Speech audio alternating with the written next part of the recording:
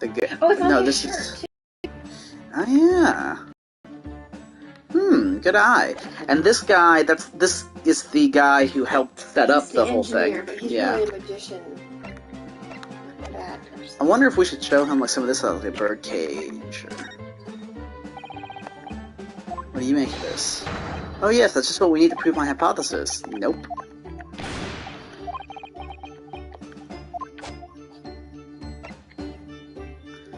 Let's present him this then. Nope.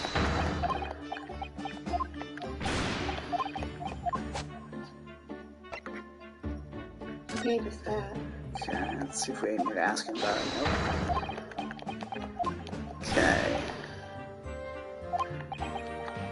Okay, he doesn't want anything that doesn't assist his science. Maybe we just don't have... Maybe that's his way of saying we have nothing for him. Let's see... We can get 2 spells, or maybe we can see if somebody's in the lab yet. Nope.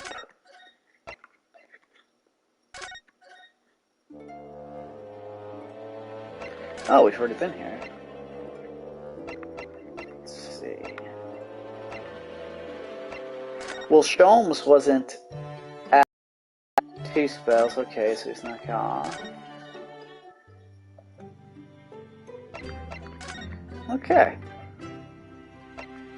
So, in the experimentation stage, we were there, and I feel like we did everything. Has she just been standing here with that look on her face the whole time? Looks about like it. I still remember during that 5th case in the last game, where she was standing next to Iris, and I was just all happy, and she was like this, and I'm like, how are you 2 friends? Okay. So, there's really nothing we can show her like this. Being caught, crossbow, maybe a crossbow?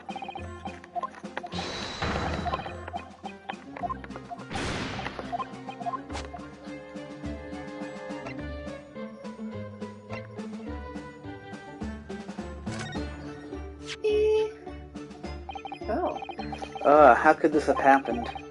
You must feel awful, as well as the man losing his life. The Crystal Tower was greatly damaged too. I know what happened. It must have been that. That?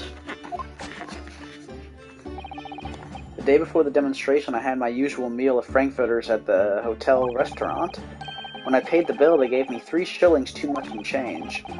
But instead of saying anything, I just slipped the coins into my pocket. They're still there now. It's divine retribution for my wrongdoing. That's what this is. For a scientist, he has some very illogical anecdotes. Long and illogical.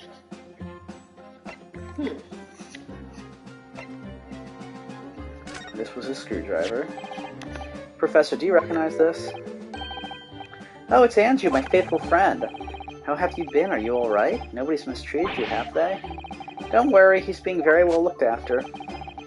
I always rub him with machine oil until he's gleaming. Right. And then when I come to tighten the screw with him, he slips in my hand and I can't do it. Haha, it's that age-old problem faced by driver files the world over, isn't it? I really wouldn't know, I'm afraid. I think we showed all of this. I mean, this one we didn't show, but we showed that in court.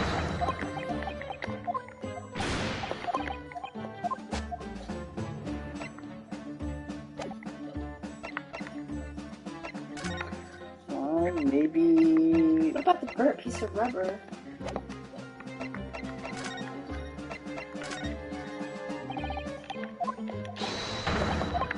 I wonder if we can show, since she was up there, if we can show Gina anything, maybe. Since she's standing there. Oh, true.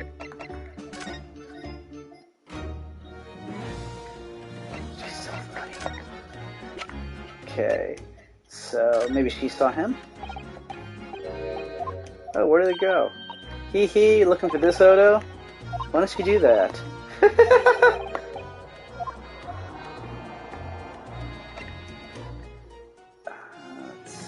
I don't think she knew what his card is. Yeah.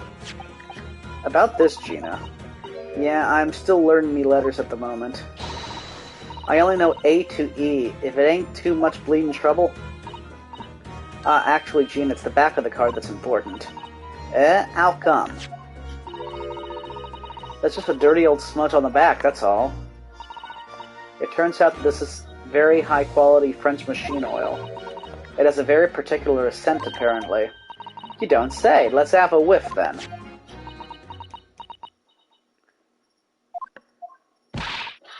You sure? I don't smell nothing. No, we didn't mean that you should smell it. Oh, right. You mean Toby. No. His sense of smell is so good he can track people over the oceans, can't he? Professor Harebrain informs us that this oil is unique to Mr. Drebber's workshop. I would have never thought of actually showing her this, even though I just showed it to her. Aww. I think he's picked up a scent. So you mean if he follows the scent out of this oil, Toby could lead us to that dodgy cove's workshop? That's right, that's exactly what we were hoping. Alright then, we'll give it a go. I'll just borrow that. What? Wait, when did you... Once pickpocket. If I can lead everyone to that Drebber's workshop, I'll be the boss's boss before next week. Oh yes, Gina. I'm sure you'll be promoted. Poor Gregson.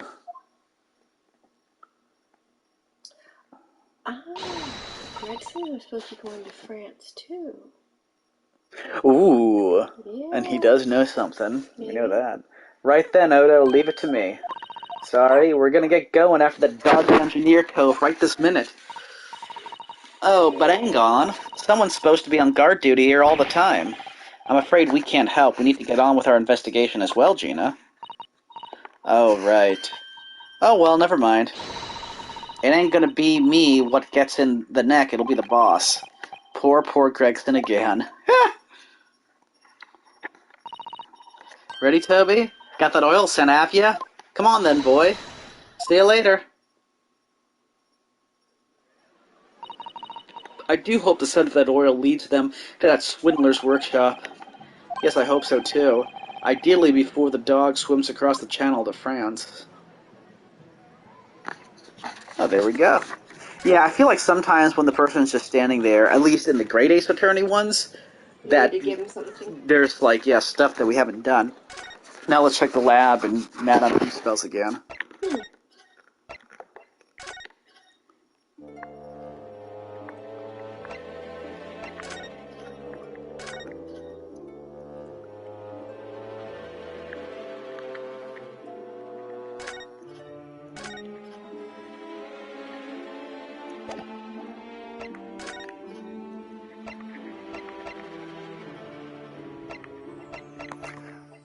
Oh, I wonder if we can go up.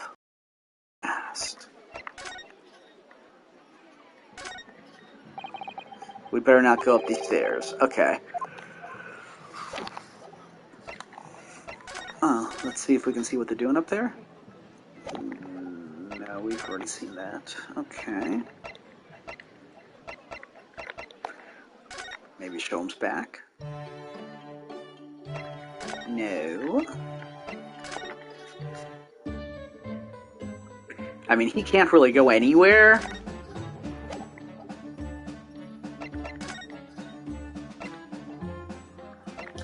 You did present the picture to him of Trevor. Yeah, and he said, hey, it's not gonna help me do nothing. So why is that picture of the face next to the prison? Say what now?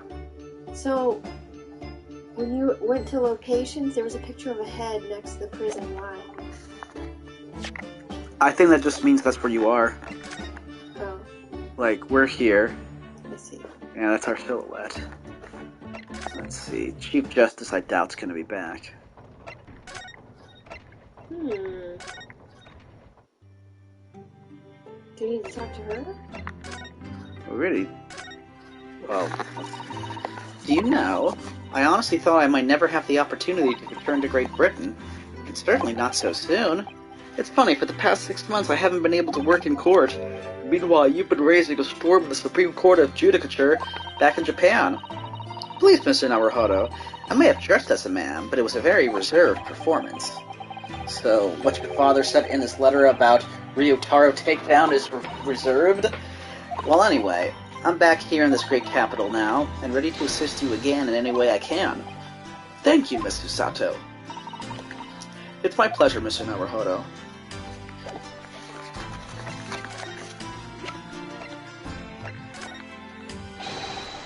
Mr. Sato, do you see this?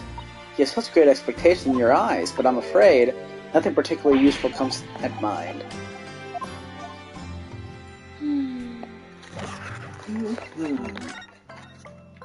Let's see.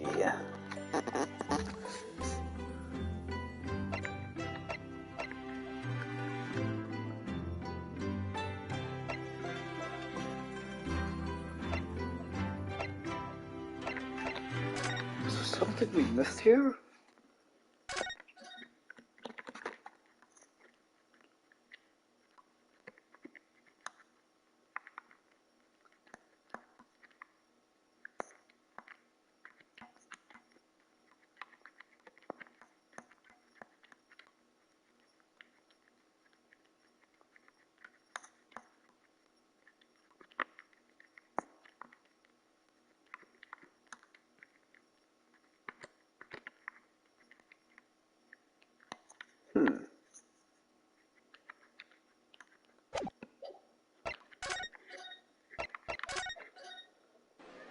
We have her going.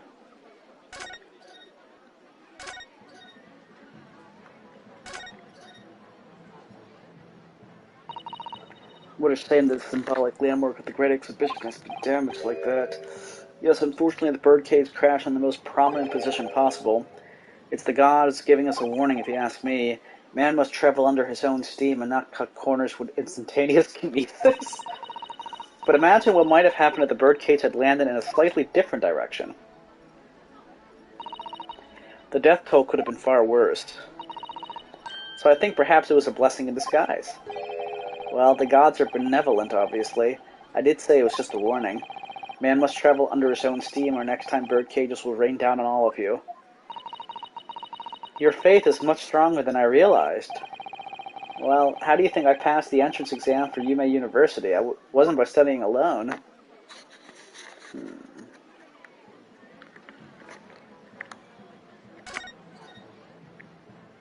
you still can't go up upstairs, right? No.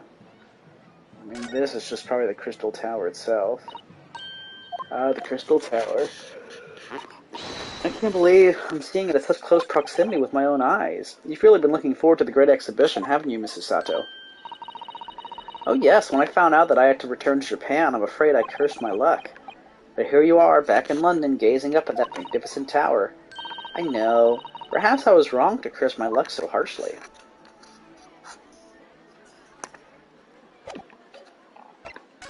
What are we missing? Maybe we need to examine some stuff? But I feel like last time we were here, it was just like, we'll have to be back sometime.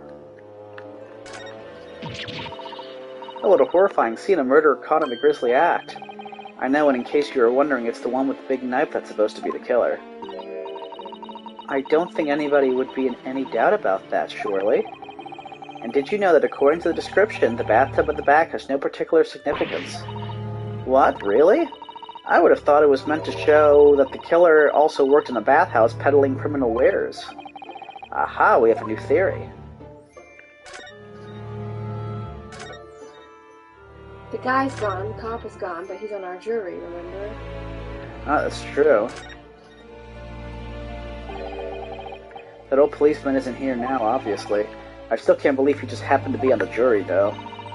I'd understood that London has a population of 6 million people, and yet... You do seem to run into the same people disproportionately often, don't you? I still am not 100% if that has to do with the overarching plot, or if they're making a joke about the fact that the jury kind of... I mean, it could be as simple as you get familiar faces and, you know, recurring characters. I mean... This one's posture reveals his weakness. Sorry? The killer's stance leaves him wide open to attack. I'm quite sure I could see him off. With a Susato takedown, then a Susato squash, and finally a Susato smash. Right. And if that doesn't render the culprit unconscious, a Susato slam should finish him. A Susato slam? Oh, I'm sorry, it's rather hard to explain. Leave yourself open slightly and I'll demonstrate. Absolutely not.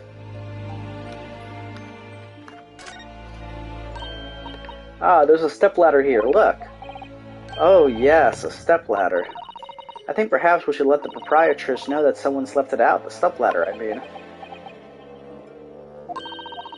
Something wrong? Why do I feel as though I just managed to sidestep an argument? Oh,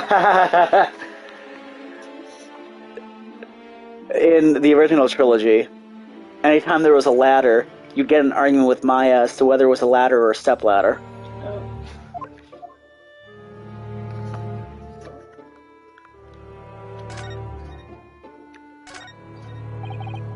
Ah, yes, the heavy curtains in the middle of the House of Horrors. Whatever's on the other side of them, you just know it's going to be terrifying, don't you? The sign says it's the Madame Tuspel's special exhibit. It seems you have to pay extra to go inside. I know, can you believe that? Pay more money as if we hadn't been scared enough already? It's not my doing, Mr. Naruhodo. Okay, well...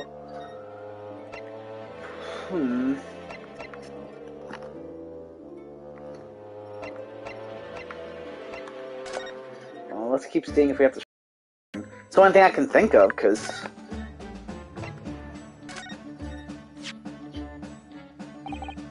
how could this have happened? You must feel awful, as well as... Oh, wait. I did this.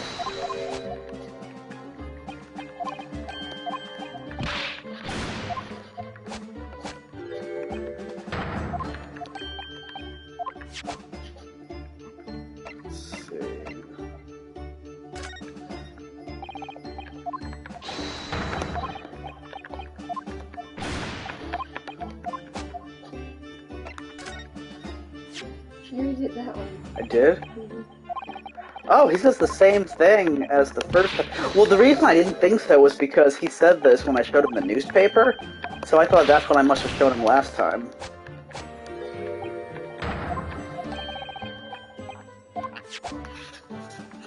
Let me just... This is, yes. Perfect. Okay. And I showed him everything here, right? Yeah.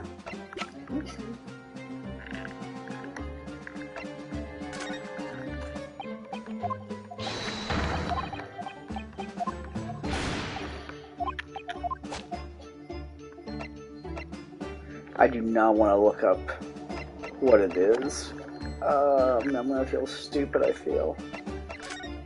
I mean, Can you show him people's profiles? No. Oh.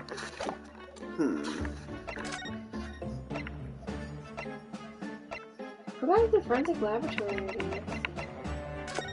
Like, is there something we're missing here that...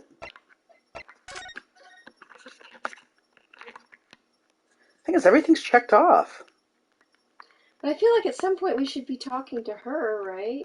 Yeah, like at some point, it's just that she's not going to be here unless we trigger something in the story, you know, we get far enough. So I don't know. Did you show him the autopsy report? The guy Yeah. in prison? Yeah, he said it doesn't help with his hypothesis.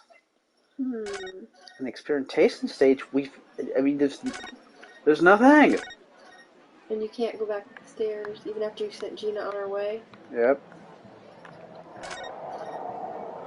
Interesting. That's the thing. When's she gonna find Like you said, I think we have to trigger something. I just don't know what, and I hate this that I can't figure it out.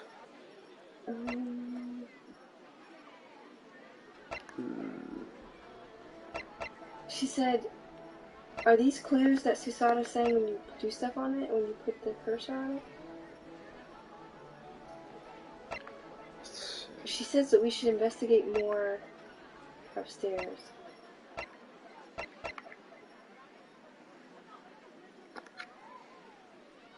She said something like we should spend some more time here. feel we need to... Oh. We must have missed something there.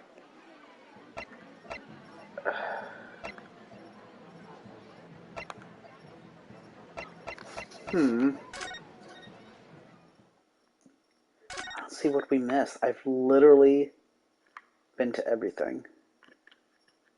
Yeah.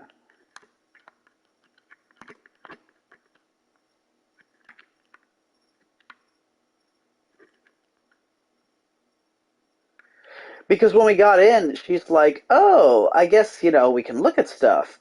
But nothing really, we didn't take anything from here, which I thought was odd.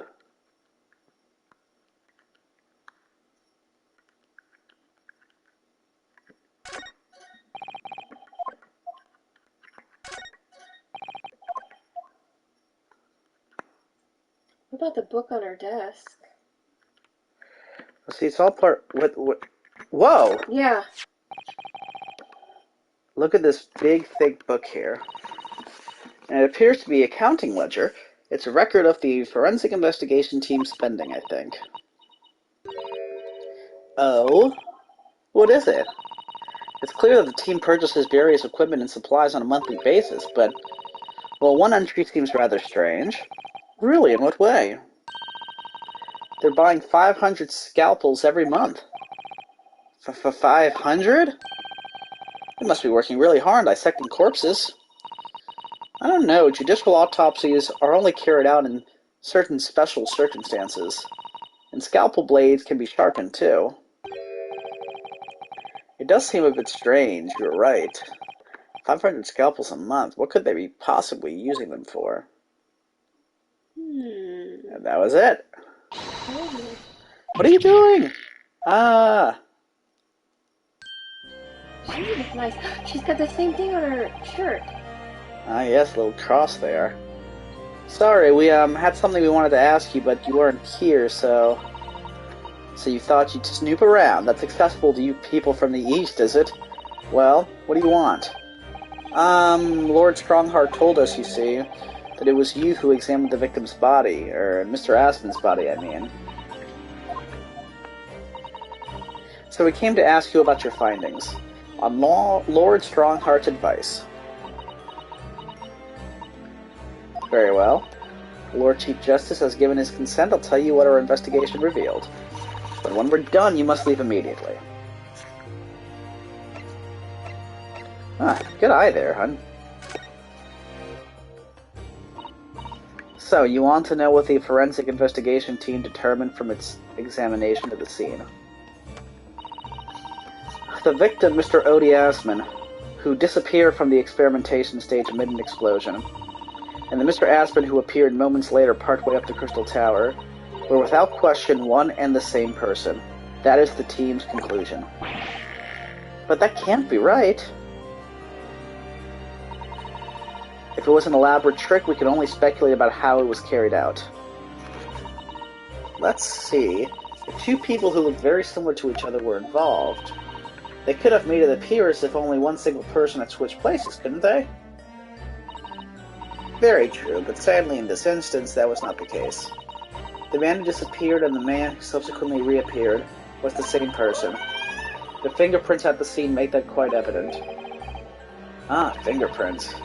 They're not yet officially recognized as forensic science in the British justice system, but one day they will be used as an investigative aid as a matter of course. Oh my, but that would mean that the instantaneous kinesis actually took place. So where does that leave us? My team was tasked with investigating, not drawing conclusions.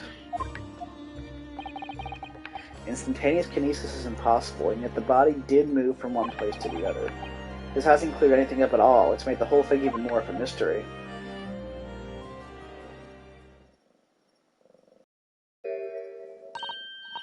Mama, what is this? Ah, where did she spring from? And did she just call the doctor Mama? This is a lawyer, dear. Oh. Hello, to meet you. Pleased to meet you. Yes, I'm a defense lawyer. Rinosiki Naruhodo Mama? Yes. Can I cut this one up? What? I've never seen inside an Eastern person before. I want to know what it looks like. Of course you can. It's a live specimen, as you can very well see. Boring. Alright. I think I just had a near-death experience. Oh dear, Mr. Naruhodo, you're as pale as a corpse. Then let's leave before I'm mistaken for one. Well, I think we've done all the investigating we can here for now. If we could just determine the whereabouts of Mr. Drebber. I'm sure Gina and little Toby won't let us down. Now then, do you think we ought to try to speak with Mr. Sholmes at this point?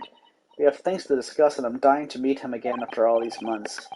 Yes, it's quite possible he might know something useful, you're right. Quit biting me. We ought to find him at Madame Tuspel's. He's supposed to be working there as a temporary waxwork exhibit. Yes, Iris told me about his latest unusual venture. Is that all we could get from her? Yep. He said we're done investigating at the moment, so that's good.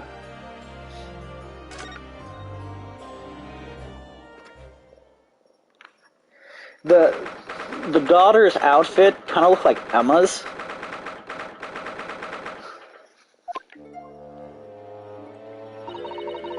Here we are again at the House of Horrors. I'm afraid I haven't gotten used to the place yet.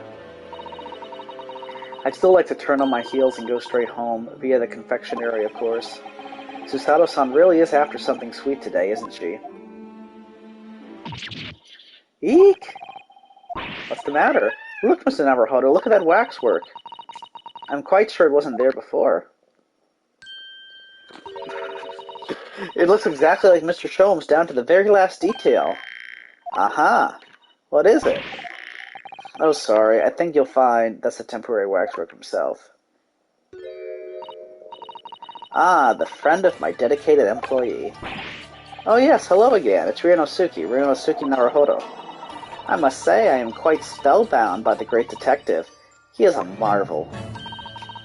My precious waxwork is already back where it belongs. You don't mean... But yes, the mystery is solved already. Wow, Mr. Sholmes can really engage his brain when he's hungry enough. Whew.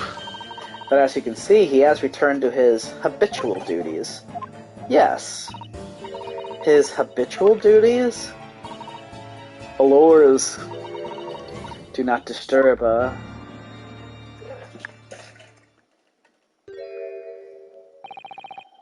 Poor Susato-san. She looks very perplexed.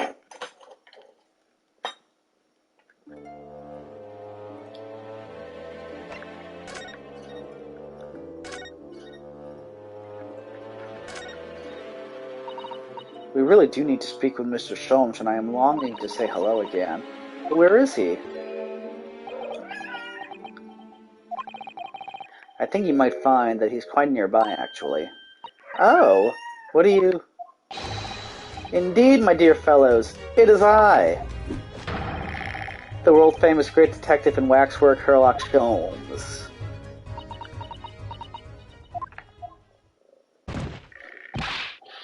Susato-san! Susato-san!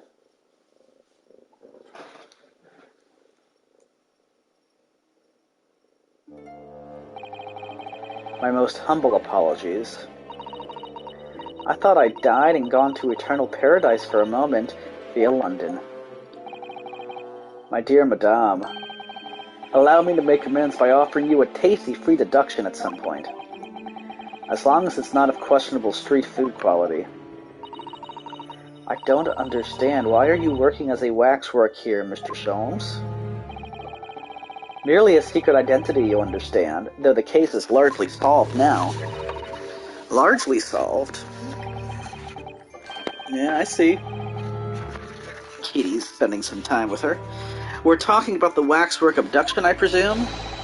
Indeed we are, my good fellow. As I predicted, it was as easy as proverbial pie. Though I confess, I have yet to partake of a pie, proverbial or otherwise, or any food so forth today for that matter. Oh no. That stomach rumble echoed around the whole museum. So how did you manage to solve it so quickly? Ah, well, do remember I said it was largely solved. Anyway, I simply negotiated with the culprit. Are you familiar with the so-called telephone? Oh yes, it's a most modern invention allowing you to hold a conversation with people far away. In Japan, only the imperial capital and a handful of other cities are connected as yet. This morning, a telephone call was received here from the perpetrator of the abduction. As such, I was able to negotiate terms, and in the end, the waxwork was returned. That's amazing. Just between you and I. It would appear the culprit had always intended to return the stolen waxwork in any event. Oh, but I thought whoever were responsible demanded a ransom, no? Yes. I think perhaps the ransom demand was necessary to avoid a unwanted suspicion regarding the true motive. But does that not mean your negotiating was entirely unnecessary?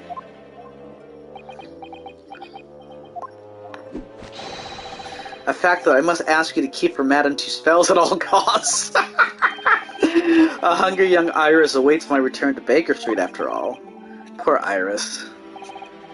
Now then, do I sense that you have some business with this great waxwork? Oh right, Enoch or Kazuma? Enoch. Let's go for it. We're in the process of trying to track someone down. Oh?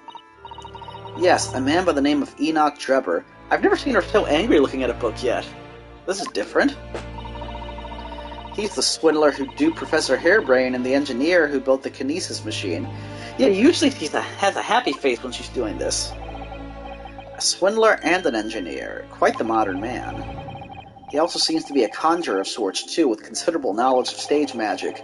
We really need to locate him before the trial resumes tomorrow morning. But we have so few clues to go on, that's the trouble. Do you have any good ideas? I have no data yet. It is a capital mistake to have good ideas before one has data. If I knew something of the man's appearance, at least, I may be in a better position to help. Picture. Yes, Drebber's appearance. Fortunately for you, however, presently I have little to occupy myself and little to fill my stomach. As soon as you find any clue, no matter how small, I should gladly give you my thoughts on it. So I'll tell you what, before we do Kazuma, let's present the picture. Mr. Sholmes, would you cast your eyes over this photographic print? It's of Mr. Enoch Drebber, the face of the engineer we seek. Well, all Englishmen look broadly the same, of course, so looking at this photograph won't be particularly instructive. Are you alright, Mr. Sholmes? Ah, yes, forgive me. Very interesting, this. Very interesting indeed. What's wrong, Mr. Sholmes? You've turned quite pale all of a sudden. Huh. That was weird. I'm starting to wonder if it's that doctor's dad. The coroner. I don't know. Kazuma. Mr. Sholmes, did you lie to us? My dear Mr. Naruhodo, stay that piercing stare. What is this about? Last winter, when we were first on our way to Britain aboard the steamship, your words were very clear. So then, let us unravel this mystery and discover what events led to this curious murder. You told us that it was murder, and you examined Kazuma-sama's body. Indeed, and wherein lies the problem? We met him earlier today, the victim, Kazuma Soji. You were quite sure. He was wearing some sort of mask and was apparently suffering from amnesia. But yes, I'm quite sure it was Kazuma-sama. You must have known at the time, Mr. Sholmes, that he wasn't actually dead. Well, I can only assume I was swept up in the murderous atmosphere of the moment. But the fellow wasn't dead at all? Ah, ha, ha, ha, ha, ha. Priceless! I don't suppose that performance would pass muster, would it, Mr. Naruhodo? I can believe that the crewmen present at the time made a mistake, but not you, Mr. Sholmes. I will now tell you something of the first importance, my dear fellow. Great detectives are wont to lie. It will serve you well to remember that. Please, Mr. Sholmes. Tomorrow in court, you will find yourself on the threshold of a very great mystery. For now, I'm afraid that is all I can say. I have a suggestion, Mr. Naruhodo. Will you indulge me? Oh, well, what is it? As I explained to you when you arrived, the missing waxwork has been returned, and I personally reinstalled it in the exhibit from which it was taken, behind those thick curtains. Oh yes, the Professor exhibit, isn't it? Would you like to see it? For a mere 5 shillings. That's a special one-time only price, you understand. What? The opportunity won't come again, I might add. Wouldn't you like to see the fruits of my labor? Oh, well, we do have a rather pressing investigation to carry out. Perhaps we could postpone. The price is a very reasonable 5 shillings. I think you'll find it's well worth it. Are you being quite serious, Mr. Sholmes?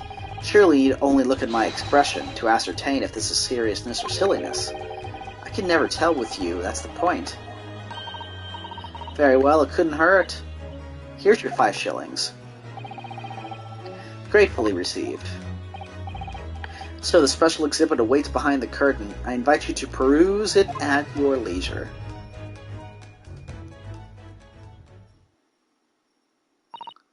Well, the money's been spent, so let's go and see the special exhibit. Through those heavy curtains at last.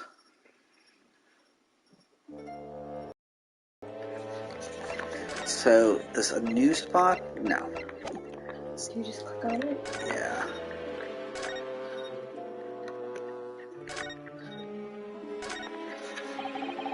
$5 shillings we've had to pay. Doesn't seem right somehow that Mr. Sholmes slipped the money into his own pocket, does it? No. Ah, we could ask Gina to retrieve it for us using her special skills. Pickpocketing police officers and diddling detectives. Is this what makes Britain great? Not to mention demigod prosecutors taking the law into their own hands or chip-loving inspectors. Inspector Gregson comes off rather well in that list, I think.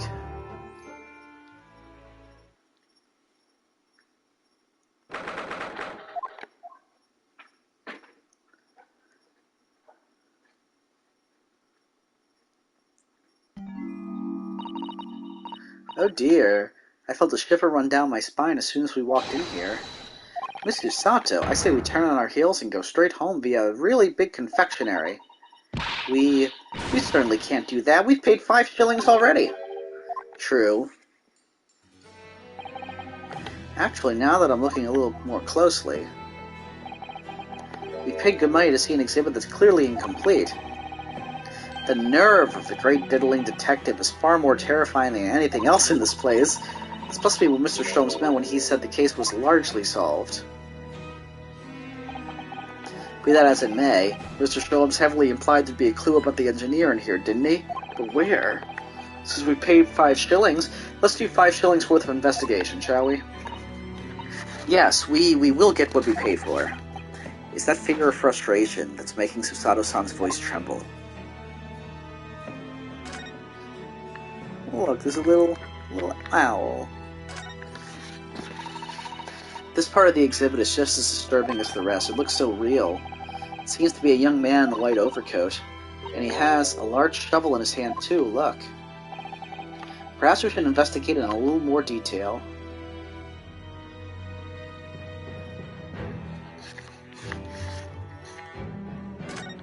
Where's the symbol on his shirt again? What's this here? Well, this would appear to be a lens in the middle, so I believe it's probably a camera. A camera, but it's so small. British technology is incredible, isn't it? I mean, what about Mr. Sholmes' skin prints? I think perhaps we should treat Mr. Sholmes' inventions as exceptions to the rule. But anyway, why would the man be in a graveyard at night with a camera?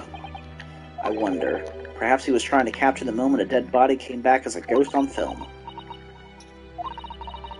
We'll just borrow this for a little while, I think. By looking at the photographic plate inside the camera, we can see what picture was taken. What's a photographic plate? It's a piece of glass coated in a special emulsion that reacts to the light coming in through the lens. If we open the cover at the back of the camera, we should find it. Let's have a look. You should see yourself, Susato-san. Your eyes are shining. You really do like machinery, don't you?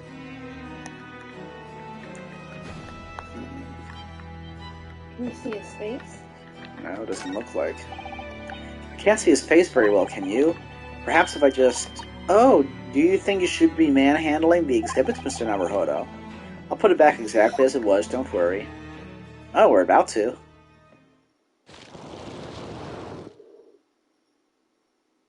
Or not. Isn't that the face of the dude? Mm-hmm. Oh my goodness. What on earth? How can... I don't believe it. A black monocle. Mr. Naruhodo, is it possible that this man is... Yes. It's Enoch Drebber. The color of his hair is different, but it's unmistakably him. That's kind of creepy. Mm-hmm. Indeed it is. Mr. Sholmes. Oh, that's why he turned white. This man is the subject of your present hunt, I believe. Yes, that's right. Just who is this man? Why is he in this exhibit? And why does the convict behind him have no head? The head was missing when the model was returned by the thief who stole it. What a surprise. So then the case isn't yet solved, is it? Did I not say so myself? Largely solved were my words, I believe. But I must locate the missing head tutti sweet, as Madame would say, or I'll be in grave trouble. Very hungry Irish still awaits my return to Baker Street, preferably with rations. Arr. Do you know, though, something about this room is strange? Strange? What do you mean? Well, the displays in the House of Horrors are supposed to depict real events, are they not? Indeed they are, Mr. Sato. Do go on. And as terrifying as they are, the scenes in the other exhibits are believable. But this one... This surely couldn't ever have really happened, could it? I think it's time I educated you a little about the nature of the incidents involving the professor 10 years ago. I have an idea. Oh dear. What's your idea? He's stealing dead bodies. Like, you ever heard of, like, gut rot whiskey? Like, they would steal cadavers, this is real life, steal cadavers to give to the university to dissect. But the people didn't consent to it, they just grave robbed from it. But they would often, like, actually hide them in barrels of whiskey, I think, which is where you get the term gut rot whiskey. Interesting. Yeah, so I wonder if he's actually a grave robber, and the 500 scalpels a year are then taking parts. But that's too deep and dark for, I think, a video game. But that would have been going on... I mean, maybe for this video game, but video games can go dark. I mean, I already think it's just creepy looking at this guy. Not Sholmes, but... I believe I told you a little about the professor yesterday, did I not? He took the lives of 5 victims, everyone being either a member of the aristocracy or royalty. All were attacked by an enormous hunting hound and had their throats ripped from their bodies. Oh gosh, an enormous hound? How awful. Hound of the Baskervilles and that collar. After taking the life... And that's the thing, I saw somebody say that he thought we thought it was for Giselle Brett, but he was thinking it was B for Baskerville. Oh. I'm like, I never thought of that. And he hasn't played any further, he just finished the second case of the second game, so he's just guessing. I'm like, that's not a bad theory. After taking the life of his 5th victim, the killer was apprehended. It was a case of unprecedented magnitude in Britain, you understand. Accordingly, the professor was tried in a closed court. No members of the public were permitted. A closed court? So you mean that the professor's identity? As you've surmised, my dear fellow, his identity was never made public. Naturally, he was found guilty and was similarly sentenced to death by hanging. He was buried in a grave at Lowgate Cemetery, which adjoins the rear of the prison where he had been held. However, that was not the end of the affair. Oh. The very night that he was buried, the convicted man came back to life. Came back to life? He clawed his way out of the ground and emerged into the moonlit graveyard. The exhibit here depicts that very scene as described by the sole witness of those chilling events. There was a witness? But of course, my dear fellow, it's none other than the young man in the white overcoat. Which could be why he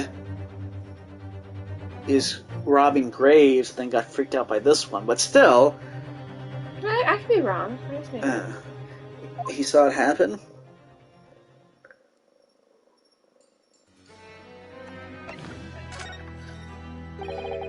So this is a waxwork model of Enoch Drebber.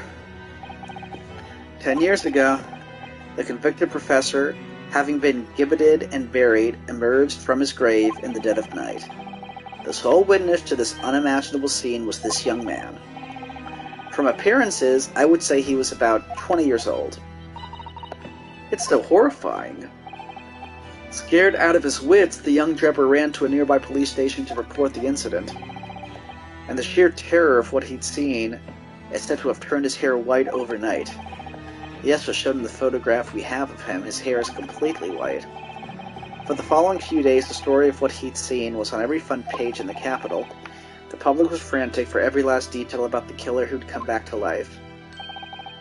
As you've seen, an exhibit was even created here at Madame Tuspel's. I can quite understand why the man's hair turned white, certainly. But what I don't understand is what Mr. Drebber was doing in the first place, in a lonely graveyard in the middle of the night. Yes, what was he up to?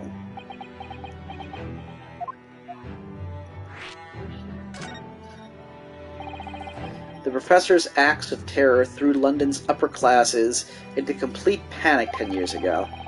It was a great scandal, one might say, at the very highest levels of society.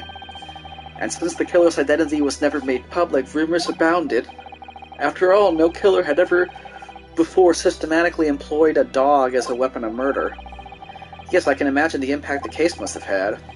But in time, of course, the rumors abated. So too did talk of the shocking witness account of the convict who came back to life. Forgotten, dismissed as a dubious ghost story, as a preposterous parlor tale. But why did people stop believing it?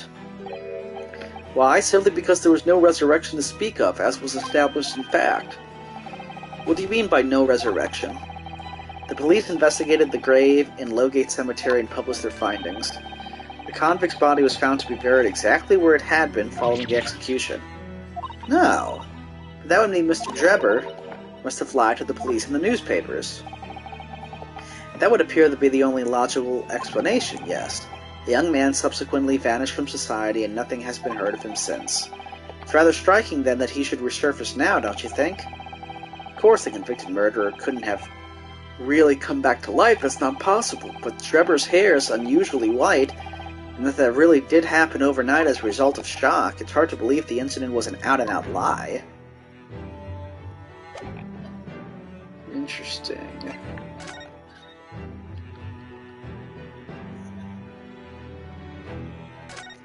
Madame Tuspel said he killed 5 victims, all of noble or royal blood. The waxwork is so lifelike, isn't it? Like all the models in this place. I know, it looks like it could start moving at any moment, doesn't it? If only it had a head, that is. Perhaps we should examine it in a little more detail.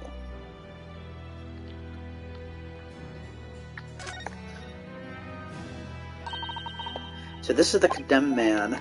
Yes, the so-called professor. Then perhaps his head was chopped off by a guillotine. But unable to find peace, he emerged from his grave as a headless ghost. Do we have to entertain such terrifying ideas, Miss Usato? Anyway, I'm sure the model had a head once. There's a metal fitting for it, see? Then perhaps Mr. Sholmes absent-mindedly forgot to reattach it. That's an extremely absent-minded detective you're describing, isn't it? Or perhaps the thief absent-mindedly forgot to include the head when he or she returned it to the museum? And that would be an extremely absent-minded thief. Could there have been some reason why only the head wasn't returned? Well, whatever the reason, it means we don't know what the face of the infamous professor looked like, do we? Oh. There's something caught just inside the convict's jacket here. It looks like a piece of broken glass, and quite a big piece too. It's very thick, isn't it? About 5 times thicker than normal window glazing, I'd say. Where could such a thick piece of glass have come from, I wonder? I suppose it must have been made thick to increase its strength? But why? Well, perhaps because the glass had to span a particularly wide area, such as in a big building, for example. Ah, well, we've seen a large glass building recently, haven't we? And some of the glass was broken, too. You don't mean... Exactly, the Crystal Tower at the Great Exhibition. But why would glass from the Crystal Tower be lodged inside this waxworks jacket? Makes you think, doesn't it?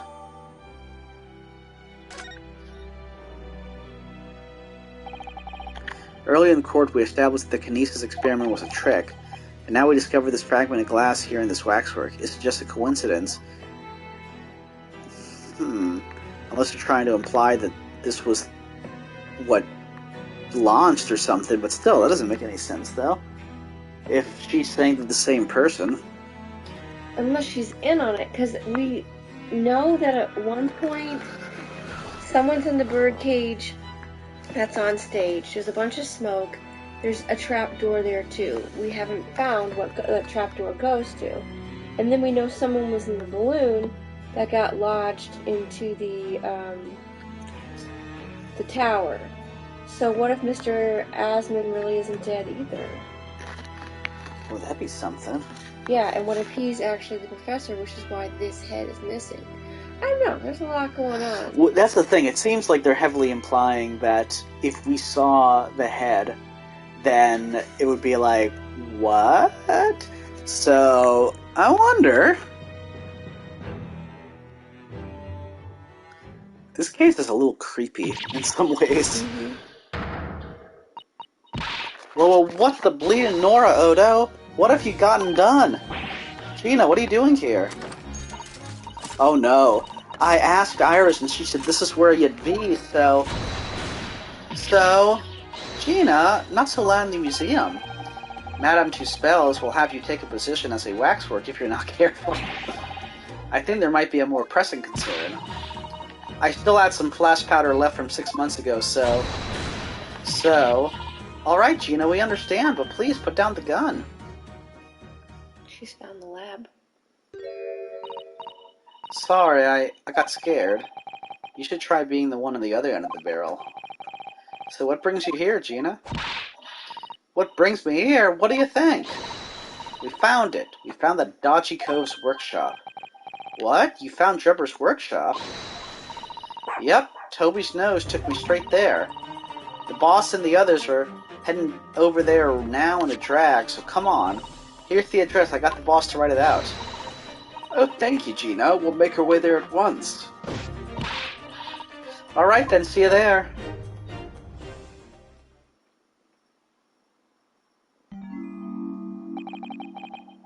You go, don't mind me. I'll just stay here being still. What? I know my place. The exhibit over there. What happened to your eyes? Oh dear, someone is feeling sorry for himself. Seriously, where's his eyes? I think he has them closed.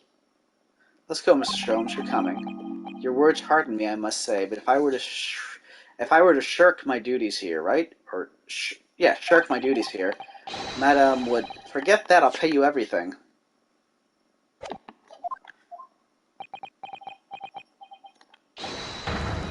Then there's not a moment to lose, my dear fellow. I shall hail a carriage at once. No offer to share the cost from Mr. Sholmes, then. I shall gladly pay half, Mr. Naruhodo. Thank you, Mr. Stato. Right, let's go.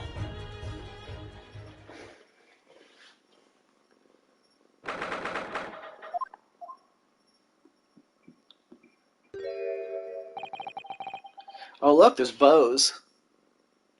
On the right. Arrows. Oh, yeah, sorry. That looks like... Oh, it's another super high voltage instantaneous kinesis machine. Indeed, it would appear so, though only a prototype, naturally. Ah, so you got here, then. Gina, well done for finding this place. And in such little time. You've really worked miracles. It's Toby here who's the miracle worker. Ah, I thought you lot would show up before long. What's with everybody's eyes? I don't know. Hello, Inspector. That's one knitted brow. He looks like he's eating a lemon, not a bag of fish and chips. So, Inspector, is there any sign of the engineer? Sadly not. We didn't find a soul in here. Oh, what a shame. Well, thank you for letting us know about this place and giving us the chance to investigate. According to what Gina tells me, we only found it thanks to a clue that you lot turned up. I wouldn't want to say go to Paris with a debt of gratitude unpaid now, would I? Thank you. Anyway, if you're hoping to snoop around in here, I'd get cracking. Lord Von Zieks and the forensic investigation team are on their way here as we speak. Then again, I imagine you've got the picture by now. They don't take too kindly to lawyer types. Right. So then, my dear fellow, let's turn this place upside down whilst we have the chance. And you, Sholmes. Pardon? They take even less kindly to great detectives than they do to lawyers. Ah ha ha ha ha ha. Very droll, Gregson, very droll.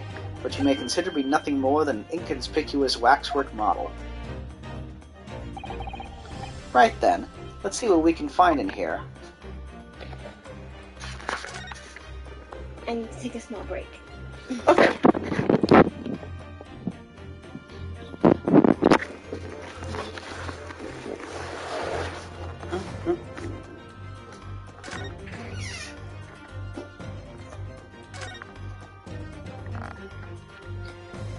So when she comes back, got this trophy, arrows, that machine.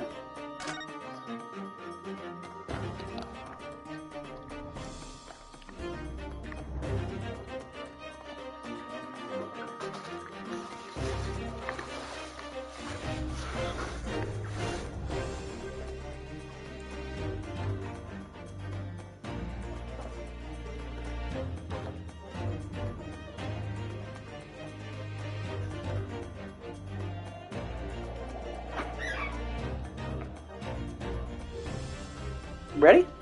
Yeah. Alright, so let me look at the arrows first.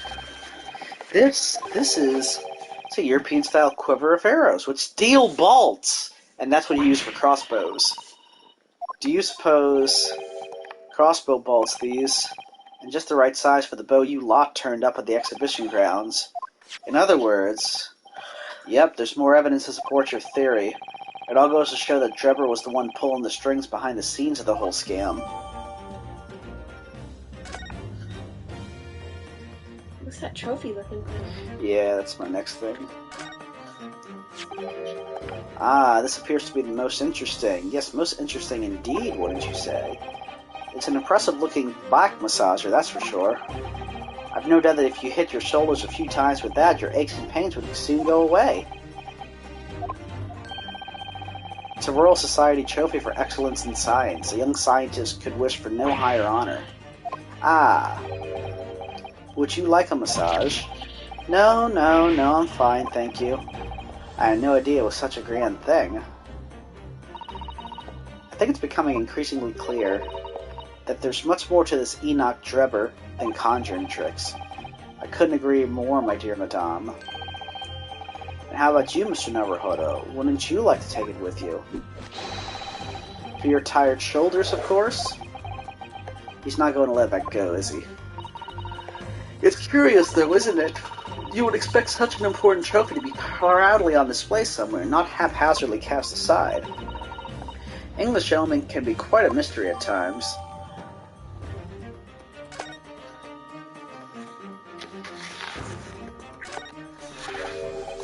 What on earth is this?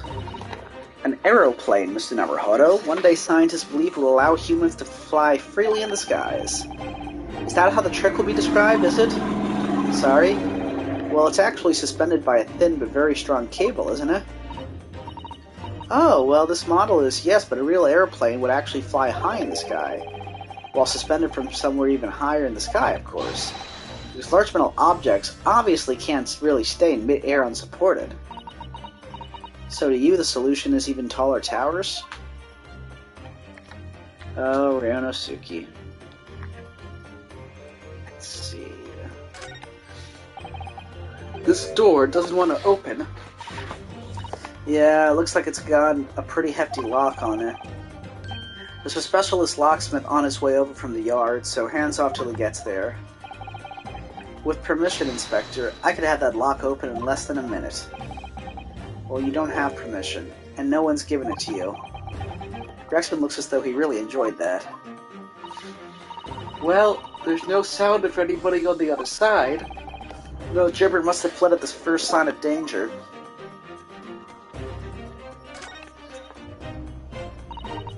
I'm sorry, Mr. Navarrete. The machine is covered by the Special Dispensation for Scientific Equipment Act. There would be serious repercussions if you were to examine it from the Crown and the government.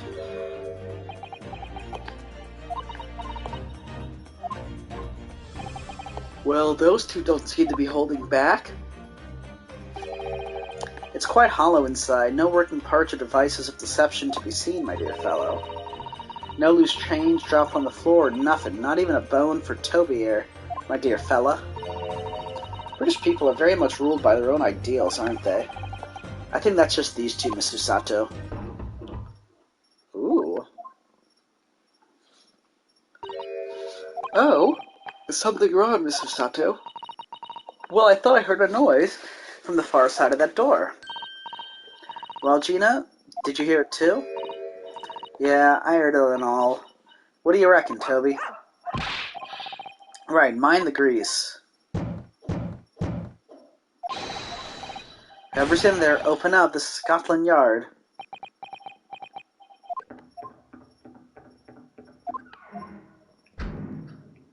So there's another door in there?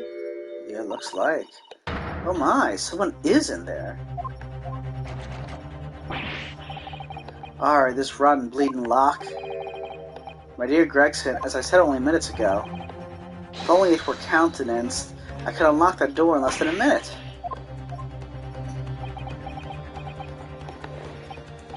Fine, I'll take the rap for it.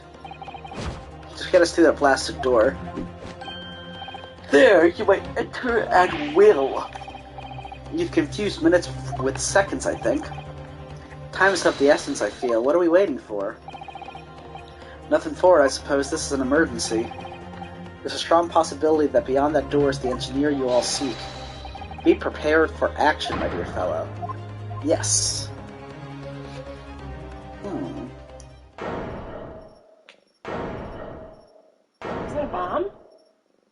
Yep. What's happening here? Why is everything upside down? Rats, there ain't no one in here after all. But there must be. It was only moments ago that we heard those noises. Maybe that was the sound of Dripper running away. But there's only one door into this room. There's footprints on the ceiling. Indeed. And no windows that could afford an escape route. Those skylights are too high. There you go. What's that up there? Are those footprints on the ceiling? Below me, what have we here then?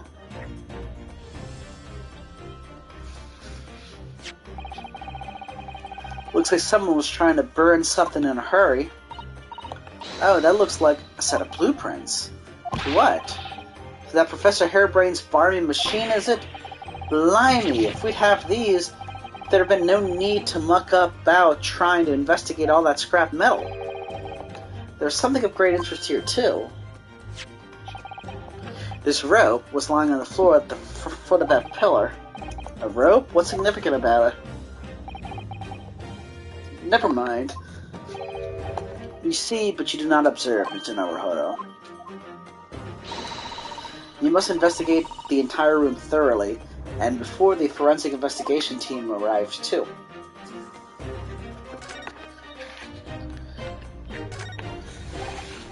Mr. Solmes, have you found something? Ah, Mr. Naruhodo. Yes, in point of fact, something rather fascinating. What do you make of this? Let's see. I've never seen anything I've never seen anything like it before. It looks like a bundle of thick cigars. Mr. Sato, what's the matter? Surely that's a time bomb, isn't it? What? Did you say... A time bomb? I'm sorry, but what is a time bomb exactly? Eh? Ah, ha ha ha. You truly are one of a kind, Mr. Naruhodo. I won't take that as a compliment. Ha! You don't know nothing, do you, Odo? I haven't got a clue what it is either, have you, Gina? I invite you to consult the dictionary later, Mr. Naruhodo. But this particular specimen is no time bomb, though I confess it has a very similar appearance. Oh, well, thank goodness, but then what is it? I see, so that's it. Goodness, Mr. Sholmes, have you seen... Whoops. To the heart of the matter, there are times when I consider my lot most unfair, for I am fated to never know how it feels to flounder as you do when a puzzle presents itself. But I have learned to accept the hardships that come with being a great detective, Mr. Sato. Here we go, I feel a great deduction coming. Once again, I can draw two conclusions from the scene. I need to take a quick break myself. So, I'll be right back. I use the restroom. Apparently, we're going to see one of his amazing deductions now.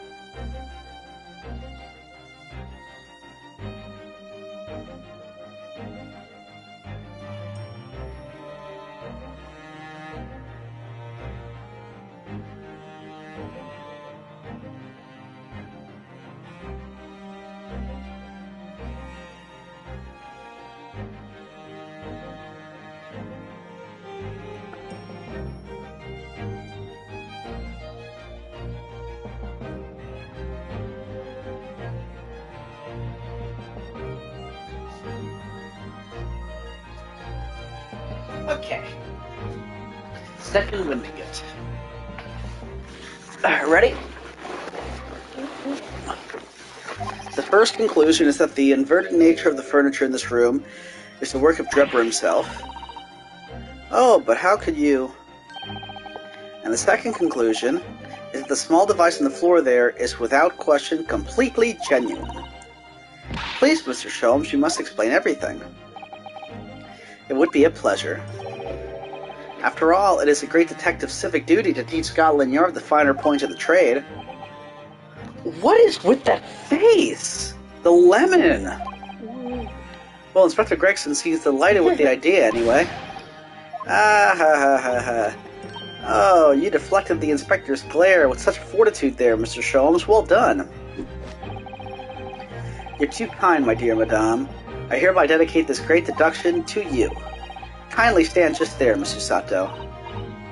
Oh, yes.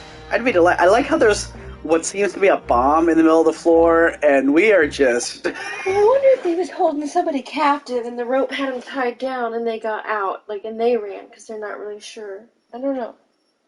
So shall we begin?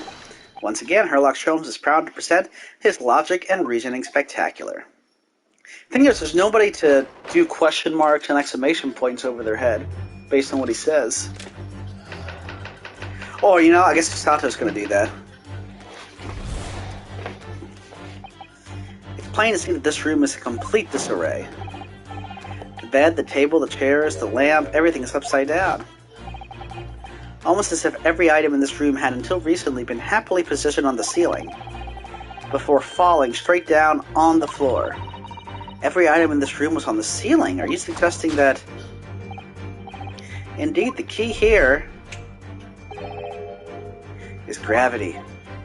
It would appear the technology has at last succeeded in freeing us from the great pull of the Earth. For the gravity in this room was reversed and then suddenly restored to normality. Oh, I see the safe combination on the bottom of that chair. Oh, you do? The inverted furniture clearly reveals the truth about the part gravity played in this whole business. They were looking for the safe combo. I quite understand your skepticism, Mrs. Sato. I, too, was incredulous at first. However, my conviction in my analysis was cemented when I observed this. An anti-gravity device, almost identical to one that featured in a dream of mine only the other day, in fact. But then why does it have a clock on it? A most relevant question indeed. That is a timing device that controls when the gravity direction will switch. There was clearly a requirement for the engineer to be able to restore normal gravity automatically, and the commotion we heard earlier from the other side of the door was the moment that restoration occurred. Yes, the reason why everything in here has been turned upside down is because of the anti-gravity device. So you see, we need look no further to explain the state in which we now find this room. The direction in which gravity acts in here was reversed by Mr. Drebber, before being restored to normality in an automatic fashion sometime later by the timer device. I have witnessed precisely this scene in a dream I once had when I fell out of bed.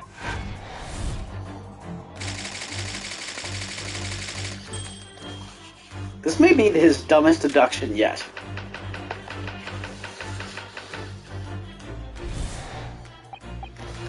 Now let us consider the next conundrum. What was our engineer friend's aim? Indubitably, the greatest clue we have to explain his actions is above our heads. Yes, how is it possible that there are footprints all the way up there on the ceiling? A question whose answer will lead us neatly to the truth, my dear madame. The reason there are footprints on the ceiling is because of the nearby skylight. Of course, Drebber's aim was singular, to escape. However, there is but one way into this room, excepting the skylight, that is. Ah.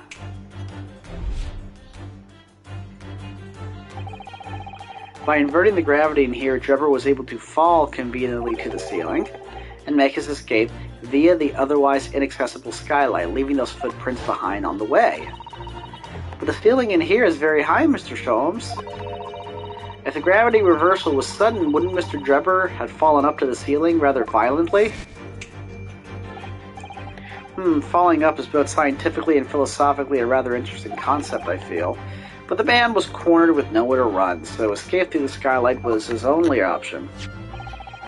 You may recall that I found this in the room earlier, which I believe offers a solution. Oh, the rope. To reach the intended destination, what better tool than this rope? By anchoring one end to the wall, the man was able to lower himself safely to the ceiling, which explains how Drebber was able to escape this room before our arrival. He reversed the pull of gravity and fled via the skylight. And personally, I should very much like to reverse the pull of gravity again now, just for fun.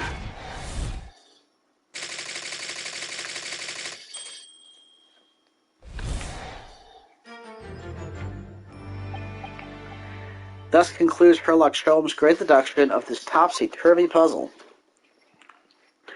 We're not going to be impressed.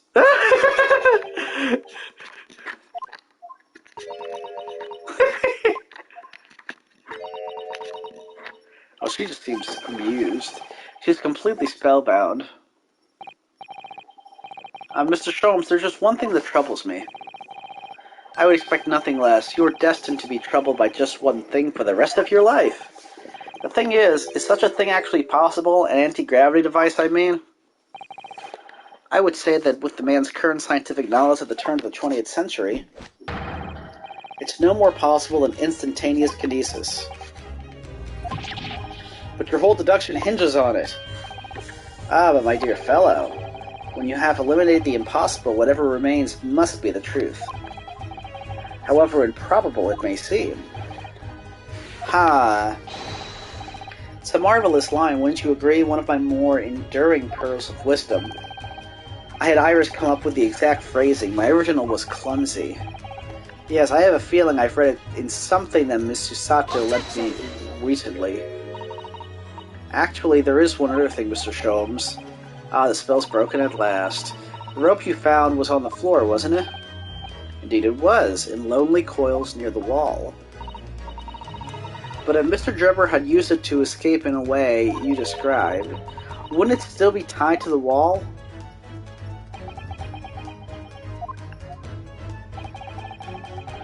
Mysteries inevitably unravel in the end, as I think you'll find do ropes.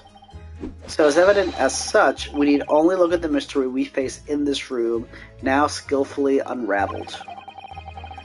The argument is as circular as the coils of rope.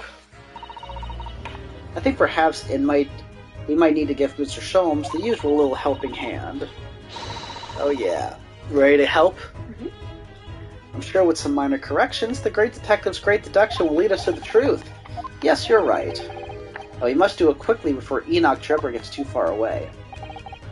If you're ready, let us resume. Sherlock Holmes' logic and reasoning spectacular.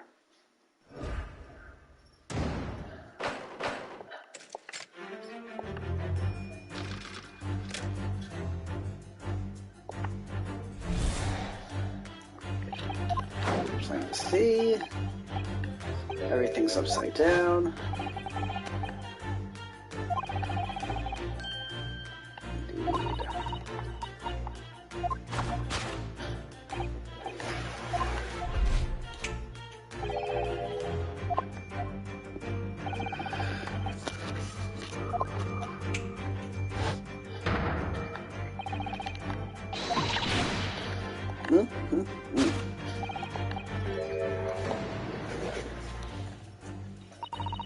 To think gravity could have been reversed in this very room, I find the whole idea utterly enthralling.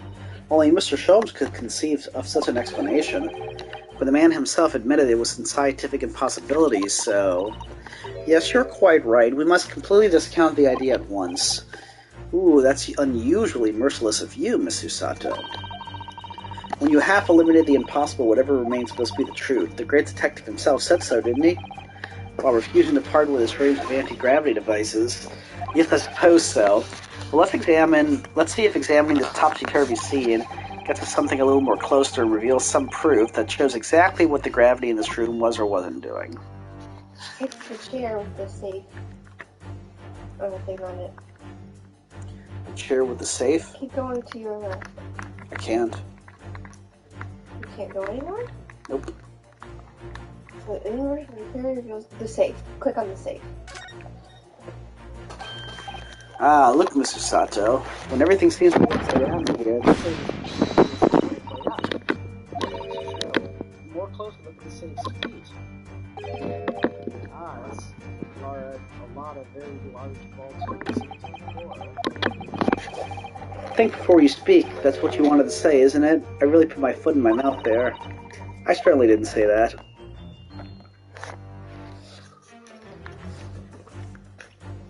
Well, no, the vase, though, should have broken. It's right side up. Well, I wasn't expecting to find a pretty bunch of flowers in here, that's for sure. Oh, look at that. I know, that slender little vase looks like it would topple at any moment. Somehow it makes you think of the fragility of life, wouldn't you say? To be honest, Mr. Naruhodo, something else about it made a rather deeper impression on me. You want to present that to him? Because it's the correct way and it's not bolted. Yeah. Yep. And it should have broken.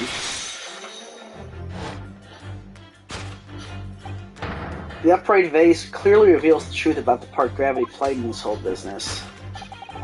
Upon my word, Mr. Naruhodo, you surpassed yourself by completely turning my argument on its head. Trying to impress your assistant here, perhaps? No one is trying to steal your spotlight here, Mr. Sholmes, trust me. As you rightly say, though it appears at first glance that all the furniture in the room is upside down, this unassuming slender vase is standing keenly to attention. And unlike the large safe, there is nothing affixing it to the floor. And it's the exception that breaks the rule. In short, much as it pains me,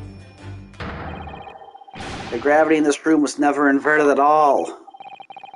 My deepest sympathies for your loss. Oh, poor Mr. Sholmes. But the story must go on, so let us continue with our deductions. Now that we know this contrivance is not, in fact, an anti-gravity machine, there remains but one other possibility. You don't say. Someone deliberately turned over every piece of furniture in here, which might sound obvious, but leaves one mystery very much unsolved. Namely, why would anyone choose to do that? Quite, and naturally, there is an explanation. Yes, the reason why everything in here has been turned upside down is because of this anti-gravity device. He's absolutely determined that this device must have something to do with it, isn't he? I'm afraid the lure for an exciting scientific explanation is too strong. Well, there's no doubt somebody did this. Somebody turned over all this furniture. So whoever it must have had a reason. I'm afraid nothing comes to mind, though. Well, let's look around and see if the answer presents itself. Now the combination. Can you move left and right? There you go. Boom. Look, there's something written on the underside of this armchair. Oh yes, safe 432582. Safe, as in safe and secure? As in secure lockable box, I think. Admittedly, more likely. Well, there is a large safe bolted to the floor on the other side of the room, so yes. So you mean this number would let us open it. I wonder why it's written here, though. Take that!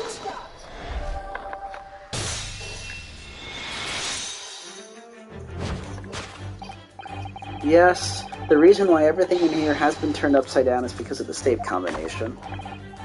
Precisely. I believe, Mr. Naruhodo, that you had a very similar experience once, did you not? Yes, last year, when I bought a lottery ticket and noticed the ticket number down on the inside cover of a book just in case. That's it. For people are forgetful souls at heart. Wow, okay. And always made a written note of important information. Just keeping the ticket itself safe would be more sensible, I think. And what, pray, happened next, Mr. Naruhodo? When the day of the draw came round, I'd forgotten which book I'd written the number in and had to turn my room upside down to find it. That's it. For people are forgetful souls at heart and always forget where they've noted things down.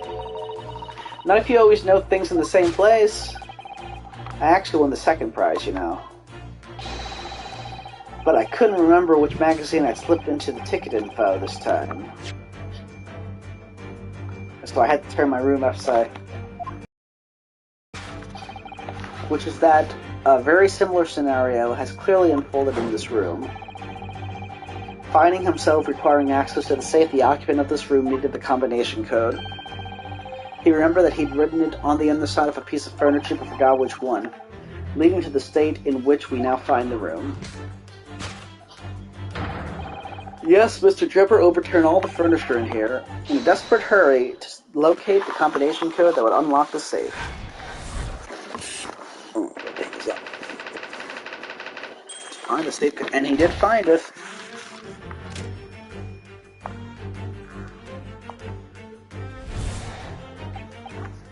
Now, let us consider the next conundrum. What was our engineer friend's aim? Indubitably, the greatest clue we have to explain the actions is above our heads. Yes, how is it possible that there are footprints all the way up there on the ceiling?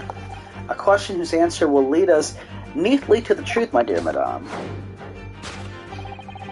The reason there are footprints on the ceiling is because of the nearby skylight.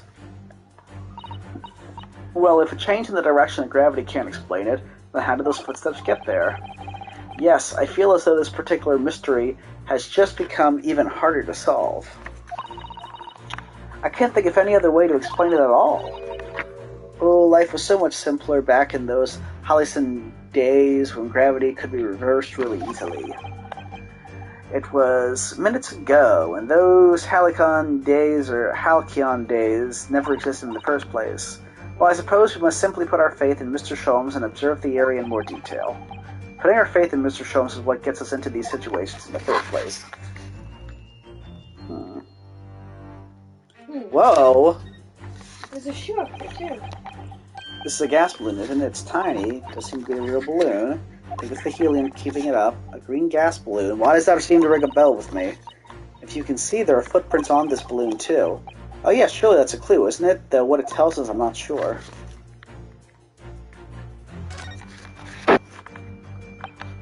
It's hard to believe, but there's a shoe up there, look. Oh yes, there are more footprints on this little balloon, too. Perhaps the shoe was thrown up there and became lodged, do you think? If so, then judging from the number of footprints, it must have been thrown up several times.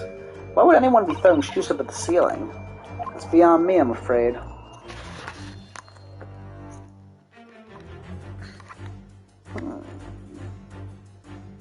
Take that!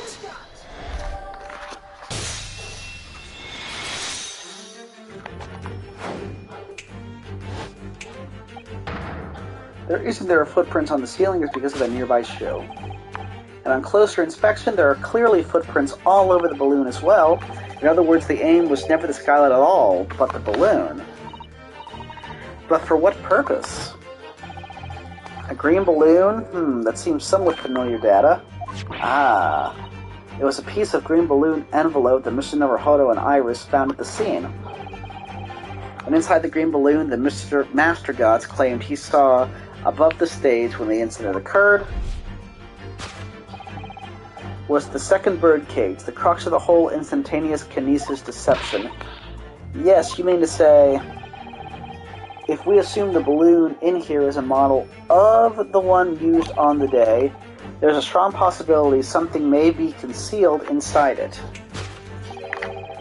Something our absconder was desperate to retrieve before making a hasty getaway. But the balloon's out of reach, hence why he resorted to a projectile, namely the shoe. Ah, most probably, Drebber intended to tear a hole in the envelope by sealing it with the shoe. However, his efforts were thwarted when the school itself became a prisoner of those lofty magicians. Oh dear, we desperately need to examine that balloon. If only there were some way we could see inside. You may recall that I found this in the room earlier, which I often believe is a solution, sorry. To reach the intended destination, what better tool than this rope? What are you doing, kitty? Mr. Sholmes had managed to bring the deduction back to the rope. Alright, I have to admit that was clever. So we just throw the rope up to the balloon and then pull it down to us on the ground, which is much easier said than done, I feel. And could take us a very long time as well. True, perhaps we need a more surefire method. In fact, we already have one, of course, don't we? An arrow?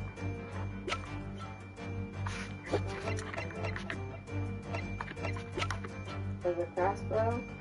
So we have arrows there. To reach the intended destination?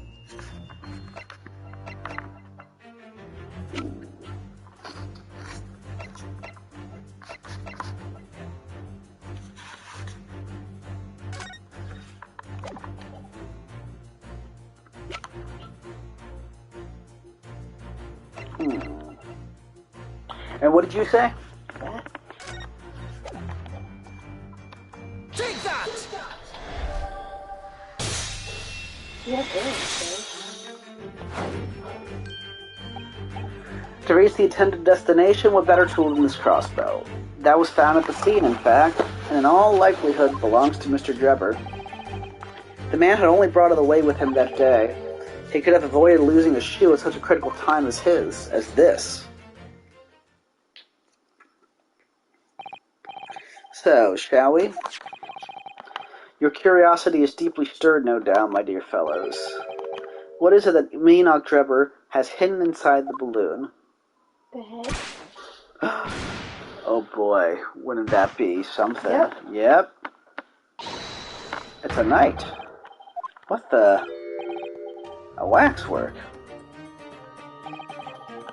Indeed it is, a waxwork head inside a metal mask. A mask that is shut tight and fastened with a strong and quite impenetrable lock. So I can't see the face inside, that means. Just a moment, this is the head of a waxwork model. Does that mean, oh goodness. I see you've joined the dots, Mrs. Sato. Excellent. Ah, of course, a headless waxwork model. The case of the abducted Madame Tuspel's model that you'd largely solved. If it was only the head of the killer that was still missing. It was only the head of the killer that was still missing.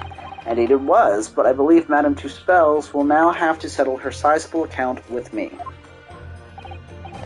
This, as you've now surmised, is the head of the infamous professor. Yes. But why is it here?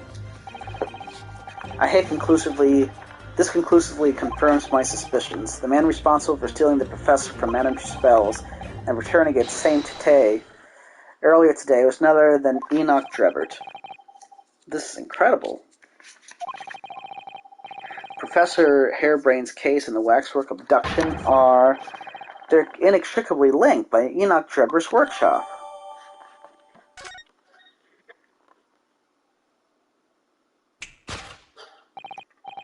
Well, it appears our logical pleasure cruise has come to an end, my dear fellows. All that remains is to speak with the highest anarchy of this adventure. My goodness. Being Mr. Drebber. And it seems quite impossible that he escaped via one of the skylights. Obviously the man must still be here in this room. What? And his location should be abundantly clear. We simply reflect on the journey we've made together during this deduction. Enoch Drebber is right here somewhere in this room? So, Mr. Nobuhiro, will you do the honors? Yes, of course. Mr. Drebber's hiding place must be the... Is he in the cabinet? Or behind that?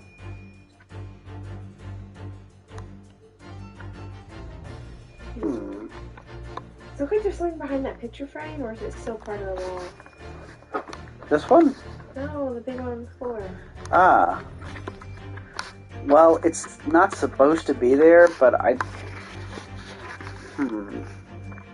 Or do you think he's in the overturned cabinet?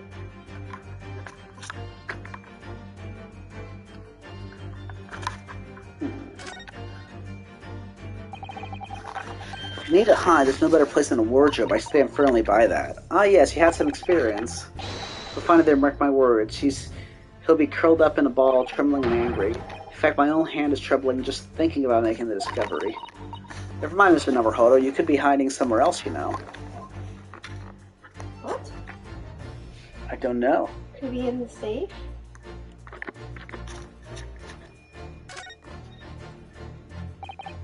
Look at all that mess in front of the safe. He has plans and accounting ledgers, almost as if somebody was in a hurry to empty the contents of the safe, in fact. Oh, we have to present it, right? Yeah.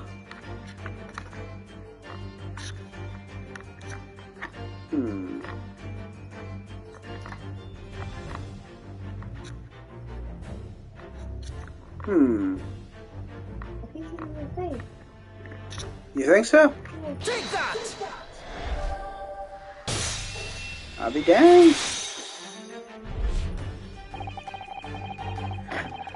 Before we gain access to this back room, we heard noises from in We here, heard the door shut. which tells us that the engineer was still in the building at that point in time. He was in fact searching for the combination to a safe, which he knows, and pressed for time, made no attempt to right the furniture that he'd overturned in the process, from which we can deduce that his search for the combination happened very recently indeed. In summary, Mr. Enoch Trevor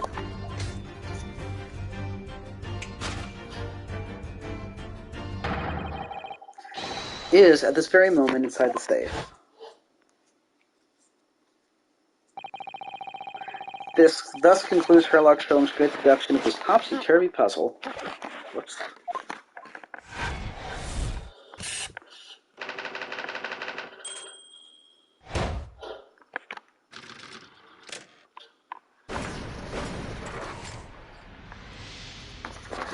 I'm gonna call it quits there, hun. Don't you want to see him in the safe?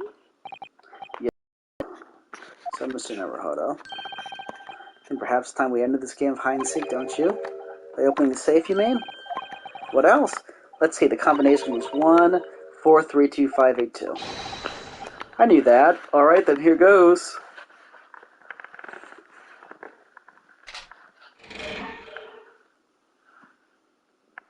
Yep. You found me.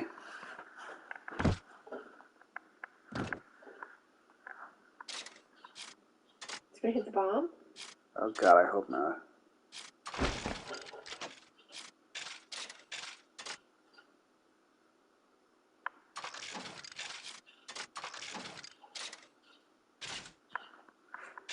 Oh dear. Why does this seem bionic? I don't know. Right then, sir. Mr. Enoch Trevor, I presume? Correct. You better start talking. You tricked Professor Harebrain with that bogus machine you built. Good stuff. Oof, crazy little thing, though. I want to see more thing. I'm tired. Oh. I know. Why don't we start earlier tomorrow? Yeah, alrighty. I still have Some homework. Ah, got a good run. Well, yes, I do want to learn more about him, but I'm just tired at the moment. So, we continue next time. Bye.